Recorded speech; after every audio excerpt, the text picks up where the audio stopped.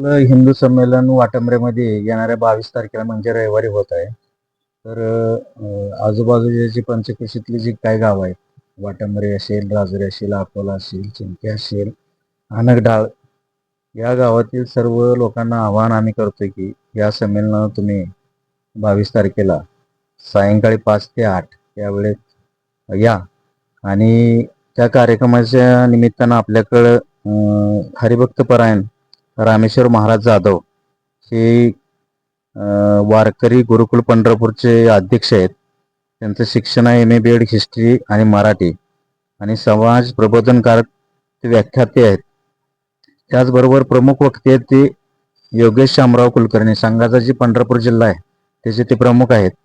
आणि मातृशक्ती म्हणून अपर्णाताई माणिक साळुंके त्या समाज विकास संस्था सांगोला, आनंदी बहुउद्देशीय समाज विकास व संशोधन संस्था सांगोला त्याच्या अध्यक्ष आहेत.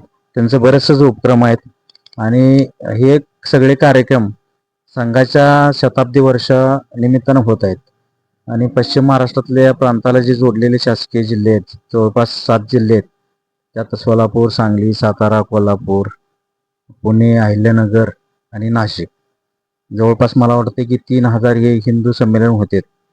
त्यातले वाटंबऱ्यात पण होते. आणि त्यातून काय संदेश आहे, संघाचा परिचय फक्त शाखापुरता नसून संघ खाली अगदी शेवटच्या बिंदूपर्यंत काम करतोय. आणि त्यातून एकच साध्य करायचं आहे की देशभक्ती, समरसता, बंधुता हे सगळे घटक वाढीस लागून लोकांनी, खरोखर सज्जन लोक जे आहेत त्यांनी एकत्र येऊन समाजाची काहीतरी प्रगती करायची आहे. त्या पद्धतीनं हे संघाचं नियोजन आहे. भगवान कुलकर्णी, मी वाटंबरे गावचा रहिवासी आहे. येत्या रविवारी 22 मार्च रोजी खंडोबा मंदिर वाटंबरे येथे विराट हिंदू संमेलनाचं आयोजन करण्यात आलेलं आहे.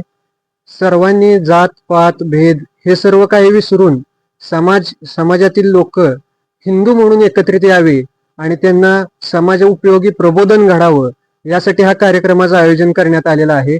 तरी आसपासच्या सर्व लोकांनी, प्रत्येक गावातील लोकांनी आपल्या कुटुंबासहित या कार्यक्रमात उपस्थित राहावं हे आम्ही गावकऱ्यांतर्फे, हिंदू समाजातर्फे विनंती करतोय. आणि या कार्यक्रमानंतर महाप्रसादाचं सुद्धा आयोजन करण्यात आलेलं आहे. त्यामुळं जास्तीत जास्त लोकांनी या कार्यक्रमात येऊन या बौद्धिक जे काय आपलं प्रबोधन होणार आहे त्याचा लाभ घ्यावा हे मी गावकऱ्यांतर्फे, सकल हिंदू समाजातर्फे विनंती करतो.